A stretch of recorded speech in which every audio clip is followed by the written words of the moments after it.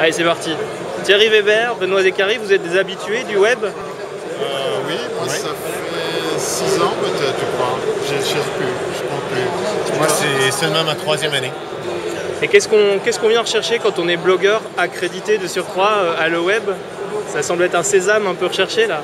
Alors cette année, je suis sous un autre statut, mais ce qu'on vient chercher principalement, c'est le networking parce que c'est un rendez-vous inévitable, incontournable. Voilà, il y a même l'Amérique du Nord qui se déplace, il y a l'Asie, il y a le reste de l'Europe, c'est obligatoire de venir ici. Oui, tout à fait. Alors, c'est vraiment l'endroit où on peut rencontrer. En fait, moi, je dis que c'est comme un condensé. C'est un endroit où on peut rencontrer tout le monde. Ça nous prendrait probablement 6 mois pour les rencontrer si on venait, nous, pour notre part, ici en Europe. Donc, ça va rencontrer vraiment tout le monde. Première journée sur le web, vous avez déjà vu des trucs qui vous ont flabistouflé? Non. Pas encore? Pas encore, non.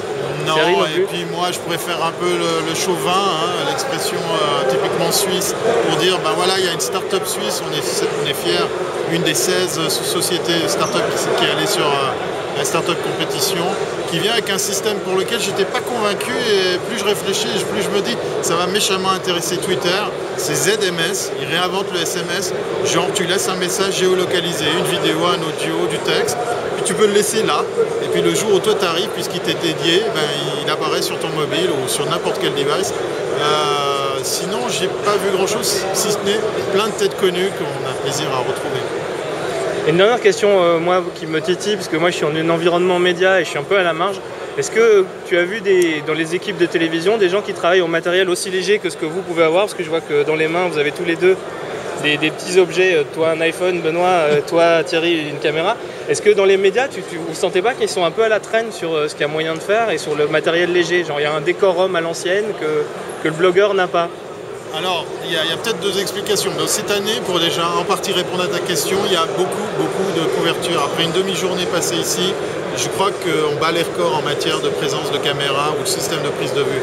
Maintenant, pour les médias, comme on n'arrive plus à les dissocier du reste, je suis allé voir sur France Télévisions, ils ont quand même tendance à aller vers cette légèreté, ce côté pratique.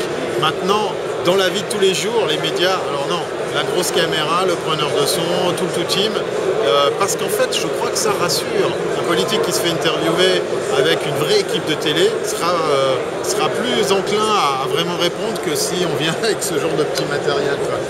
Faire une interview, j'ai fait une interview d'une fois d'un politique avec ça.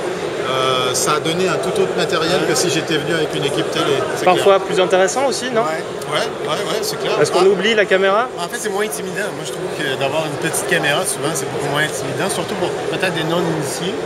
Évidemment, des gens qui sont habitués aux caméras, ils sont peut-être assurés par une grosse équipe.